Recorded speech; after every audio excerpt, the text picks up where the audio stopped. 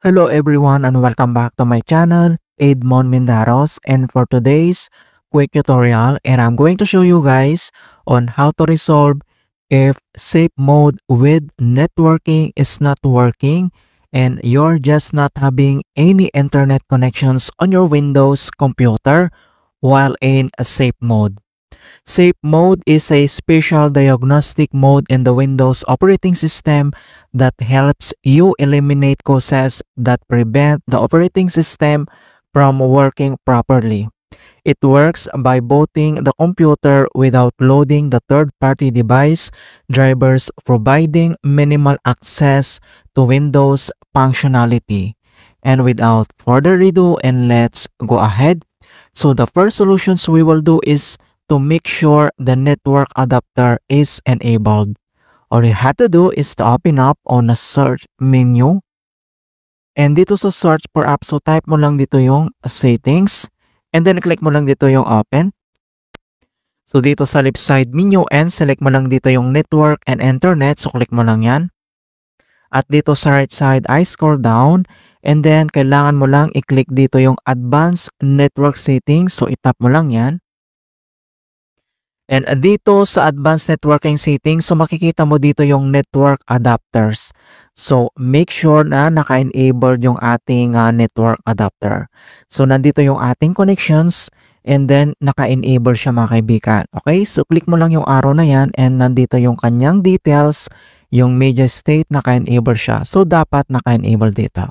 Alright, so after mo ma-enable dito, and hope na na-resolve yung problem. And the other solutions we will do is to make sure the WLEN auto-config service is running.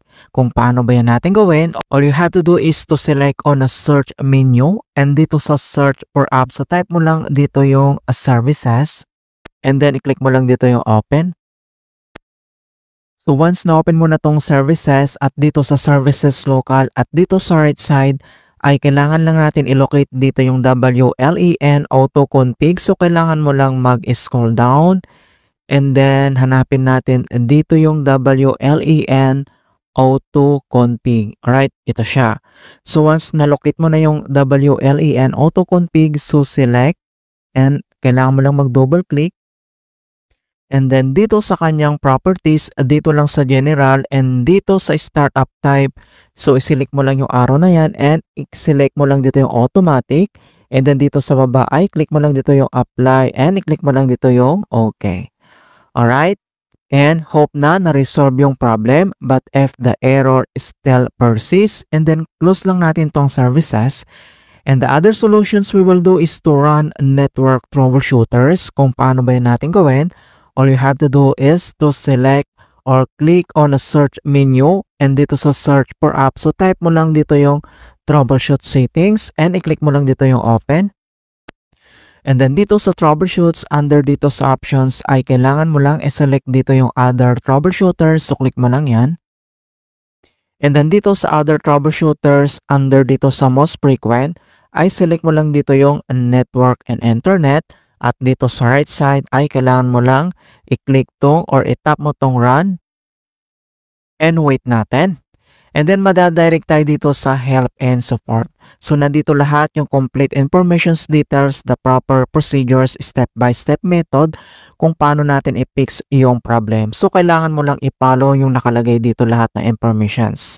And then after dito, and the next step ay dito lang sa start menu and kailangan mo lang mag-restart. Okay, click mo lang yan. Alright, so ganun lang po ka-simple on how to fix no internet connections in safe mode with networking. And please don't forget to like this video and subscribe to my channel for more quality content. Thank you guys and see you in my next tutorial.